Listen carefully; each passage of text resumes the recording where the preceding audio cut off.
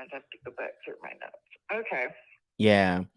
S- does that ring a bell? Uh, Not particularly. I get calls, several calls a day on that property. Got it. No, that's okay. And so I appreciate that, and for maybe looking into that and confirming. Probably caught you at a bad time. No, you're Okay. you're fine. Perfect, perfect. So yeah, I was following through because they gave me the information and said that this was I have a couple of notes here. A lot of times the notes don't always tell the whole story. Is it okay if I follow through on some of the notes that are here? Maybe ask you a few Sure, questions. sure. Perfect. Ask me whatever.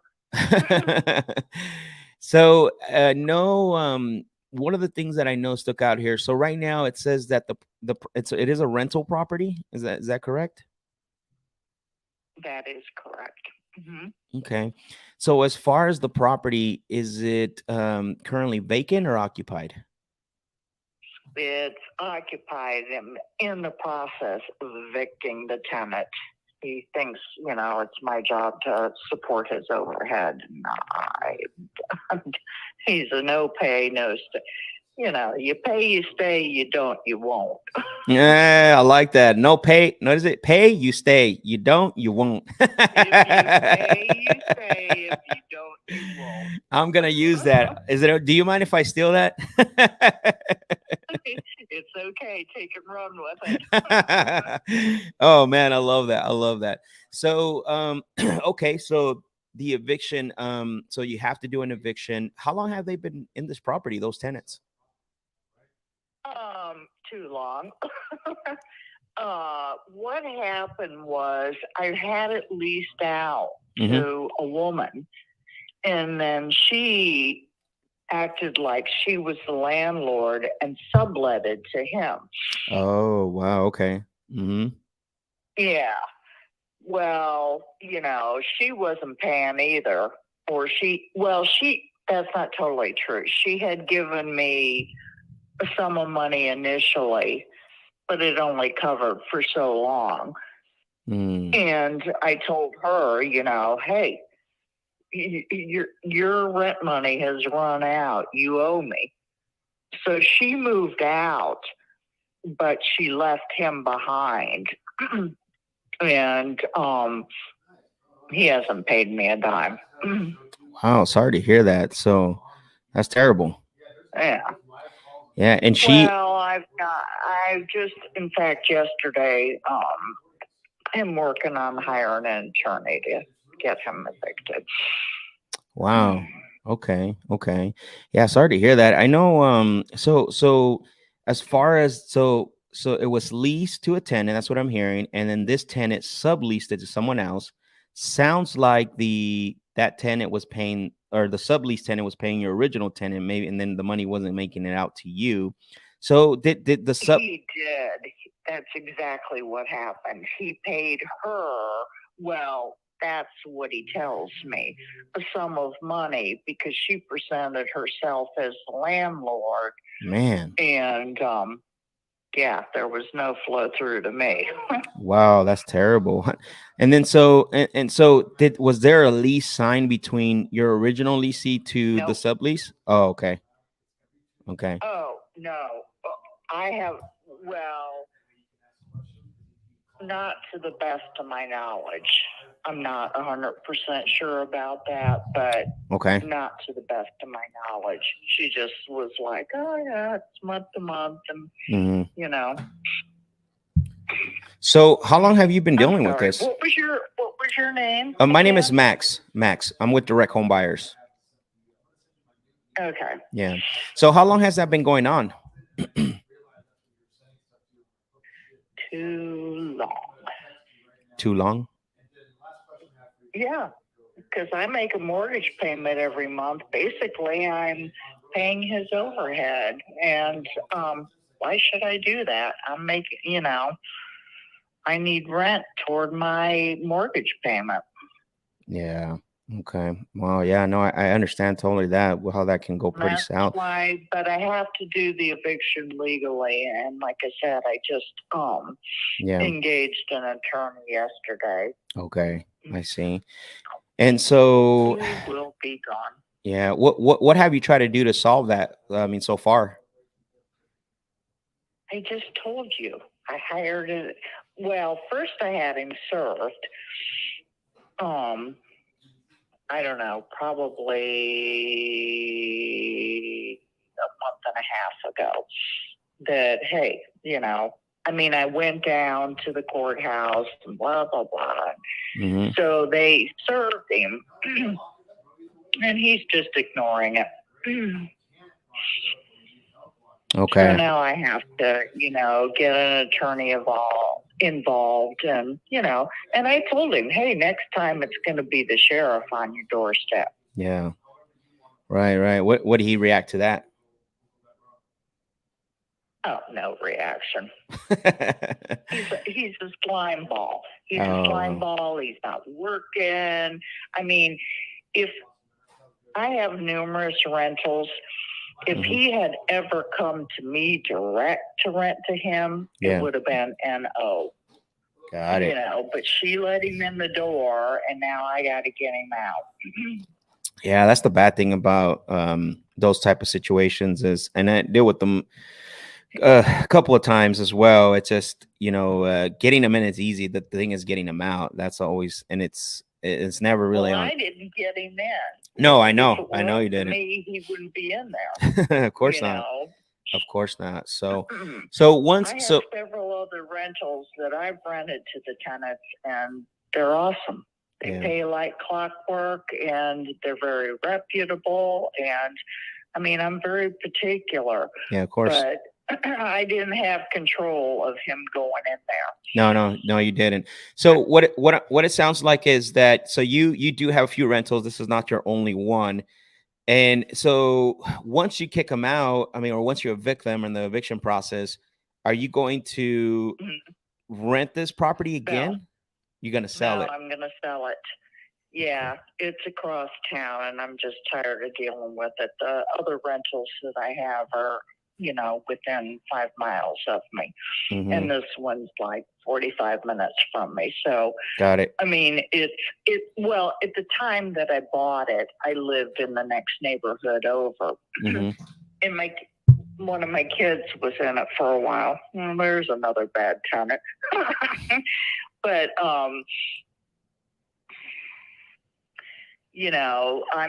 I'm tired of dealing with the distance factor, and now I'm dealing with no payments, and I've just made the decision that I'm going to sell off the house this year. How come you don't just hire a management company do all that for you? Because I don't want the house. Okay, I see. So absolutely and no. The house is in decent condition. I mean, I've replaced the roof. I've had it replumbed. I've had a lot of work done on it along the way. It shouldn't be shabby, but I haven't been in it in a while, so I don't know what kind of. And my concern is that he's gonna, because I'm evicting him, that he's gonna tear it up on his way out the door. And I pray that's not going to happen, because I will take legal action on him. Yeah, no, that's always a concern. Like vindictive kind of thing. Yeah, no, I get it. I totally understand what you're saying. But it's always a concern. When you're evicting someone, that them walking out and also tearing down stuff when they walk out. Okay, so basically, just to get a little understanding here, kind of the conversation is that we know the eviction that's in process or that started, and then once they're out, the objective or the perfect scenario for you is just to get rid of it completely because it's too far away, 45 minutes. And right. So I'm gonna sell it. I'm definitely gonna sell it. Okay. So, I mean, in the past, this sounds like a property that potentially we might be interested in. I know in the notes. It's a nice house. Okay. I mean, it backs up. It's a 3-bedroom, 2-bath split plan, 1880 square feet, in a great neighborhood, right off a major thoroughfare. It has a retention pond in back, a screen porch and whatnot. You know, Okay. it's a good house, and Yeah. I've owned it since 2005. Right. So I've just never had a smuck like that. So do you mind if I ask you a question? Sure. So, besides I talking, mean, sure, go ahead and ask. besides talking to us and potentially maybe selling it at, off market, what else have you what else have you tried doing by selling this property?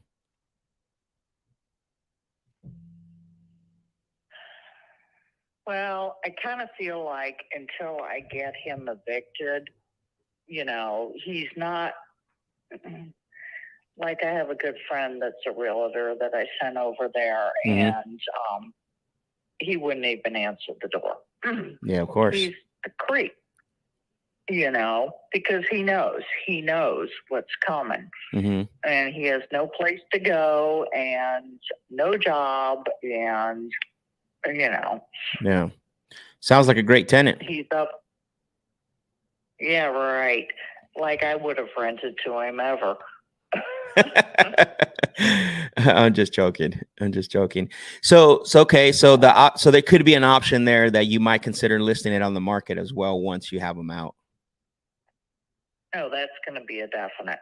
Okay. So you're looking to do all the work and all the repairs and everything that's needed, to get it market ready.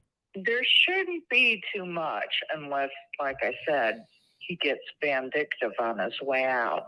There was originally, when I had it replumbed, they cut into the wallboard in a couple places to get in at the pipes. And, he had originally said, no worries, I'll get that patched up for you. And I went out, bought the materials for it and whatnot. And whether he's done anything or not, I don't know. Okay. Got it. So there's still some things you have to discover, because I know in the past, I've bought properties from people two ways, especially when the rentals. Sometimes they don't want to deal with the tenants or the repairs, and we've bought the properties from them that way. A lot of times, they decide house should be in good repair. I mean, overall, unless, like I said, he gets vindictive on his way out. But like I said, the roof was in 2015. I've had it replumbed. I mean, well, let's do this. Let's pretend it's great neighborhood. Let's pretend the eviction already happened. He's out, and then you find out that the property does need a lot of repairs. What happens next? Well, the repairs have to be made before I put it on the market if I want, the value of the property. I'm not going to take a lowball offer on it. I'm not desperate or destitute. And, I want what the property's worth. Yeah. Lowball offer. What do you mean? What do you mean by lowball offer? Where somebody comes in and says, oh, well, you need to sell this. And they try to give me a lot less than what it's worth. Oh, I see. Cut.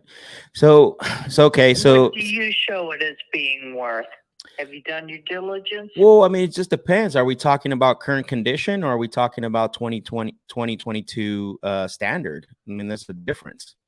I don't know. I mean, if you looked it up on Zillow, what is it worth? Well, I mean, if on the current, I don't know the current condition. That's the problem. I couldn't tell you. If you fix it up, it might be worth more. That makes sense. When I go to sell it, it'll be right. Trust me. Yeah, but at that point, I probably wouldn't be your buyer. You've been alive. Yeah. So what if I was to, something I've done, there's other ways that I could buy properties. I mean, that would be another conversation for another day, but let's pretend that I was able to, do give you maybe what the property's worth and you would be happy with that offer. Would you be open for me to make payments to you and you continue to get that monthly cash flow? No, I'm not holding paper. No. N-O. Yeah. Well, at this point, I wouldn't be your buyer, even if you cleaned it up and basically put it on the market. And even if it was the best property. I'm not holding paper on that property. Just not going to do it. I want to be free and clear of it and be done with it. I don't hold paper on any of my properties. Yeah. So, I mean, I have mortgages, but I don't hold paper for other people. I get it. I understand. No need to explain. Well, sounds good. Well, I appreciate the conversation and good luck with that property. All right. Well, thank you for your call, Max. Take care. And have a good day. Bye. All right. All right. Let's see. Let me make sure I disposition this correctly. So I kind of figured she was gonna. I continued the call for you guys, but from everything she was telling me, she sounded somebody that wasn't. There's not a lot of pain motivation, guys. Remember, one reason why I stayed on that call, because there's a situation happening. But if you notice, all of you that are watching, is that there is no direct personal pain impacting her. Right? She's got attorney, she's got an agent, she's got the money to fix it. Those are the things that you have to be careful. Like sometimes when you're on the phones and you're hearing these things, we get happy ears. We're like, oh man, this is a deal. Why? How come I can't get her down on the price? How come she's not taking what I'm offering her? There is no pain there. There's a situation, right? There's a situation. Is it a little bit of a distraction? Yeah, absolutely for her. But one thing to take away from that call is that there is no pain at all. There is no motivation. There's a situation, but she has the means to take care of that situation, right? And that's why I wanted to continue the call to show you guys that was a perfect example of somebody that you can lose time, that you can lose track. And you basically, what happens is that you get stuck on this happy ears, commission breath. You start to try to convince, what if I do this? What if I do that? What if I can close sooner? What if I can buy it? You have to be able to slow the conversation down and listen for cues. And one of the cues that I got from her is that she had a solution for every problem that I presented to her, right?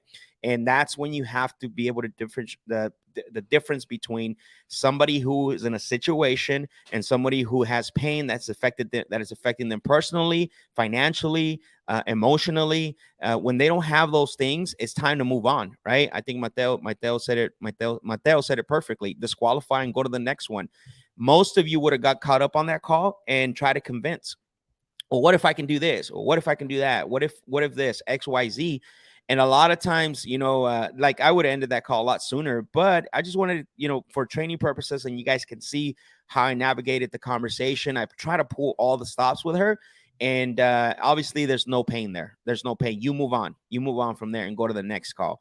So hopefully, if you guys have questions on that call, any concerns, anything that, any comments, any feedback on that, I think that was a really great call, even though it wasn't somebody that we were going to do business with, but for the most part, we pulled all the stops.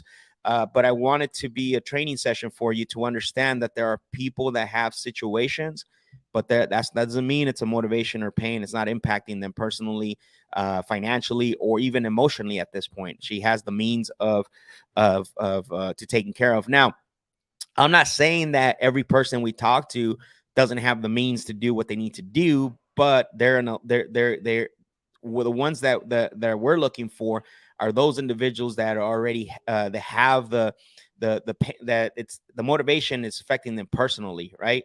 And like I said, whether it's personally, financially, or emotionally, those are the ones that we want to speak with. And she was definitely not one of them. Let me see if there's any questions while I was on that call that came in. What data providers are you guys using to pull lists? Also, do you have any specific criteria? Man, that's we could do a whole another call just based on that. What I like, honestly, the list I like, there's a couple of lists that I like, but honestly, the best list is the one you consistently call, and the one you consistently and relentlessly call and go after. Because again, this is a follow-up game. It's the long-term play. You got to be consistent. You got to be relentless. And so there is a couple that I would say are good. So for me, I would say one is code violations list. You can get at the county or at the county recorder's office. That's a really good one. That means the property starting to show signs of stress, so it goes in line with the driving for dollars. But if you want to purchase list, there's different levels, right? Like we could do a whole show about this. And as far as the criteria, I mean, yeah, you want to make sure that they owned at least 3 years, especially with the way appreciation was happening. There's a couple of things, that 3 years. Make sure it's an individual owner, not an LLC or corporate. So there's things that you want to look for, but we can definitely do a whole show on that.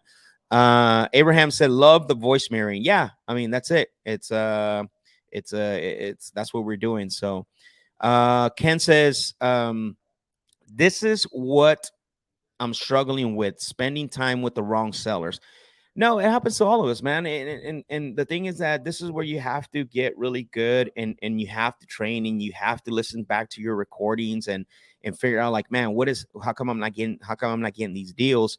And I know a lot of people struggle with this. I've struggled with this, right? Talking to somebody who's given us their whole situation, right? I'm in foreclosure. This guy's this guy's a pain. This guy's this and that. But that's situation.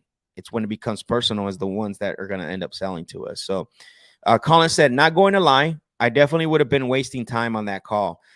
I mean, again, I'm going to say what I just said to Ken. It's not just you, Colin. It's not just you, Ken. It's a lot of people that waste time. And so I always say, what are we here, right? We're not in the convincing business. We're in the sifting business. We don't convince, we sift, and we move on, right? You offer solutions, you ask questions about pain, you try to navigate the conversation. She was being very engaged, but the only reason why she was being engaged because she was bored. She wanted to talk to someone. Let's be honest. She's not motivated. And so what happens a lot of times is we confuse that with a genuine seller or genuine conversation. And again, we confuse the situation with pain. So definitely, again, Colin, Ken, you're not the only ones that struggle with this. Mateo says, this is the big difference between I want to sell and I need to sell. 100%. There's the thing that, a lot of times, even those that want to sell because they have an opportunity, you can discover pain through that situation as well too. And basically it gives you an opportunity to understand that there could be something going on there, but you have to discover it. You have to make sure that you are, what is it called? Understanding whether the words that you want to hear when you're talking to someone. I'm frustrated. I'm done. There's nothing I want to do about this anymore but sell. I need to get this done. If you can help me out, that's another key sign, right? Another key, sorry, not key sign, but key indicator, right? You can help me out. I'm willing to sell it as is, things like that you have to listen for. So good questions though. Good comments. Good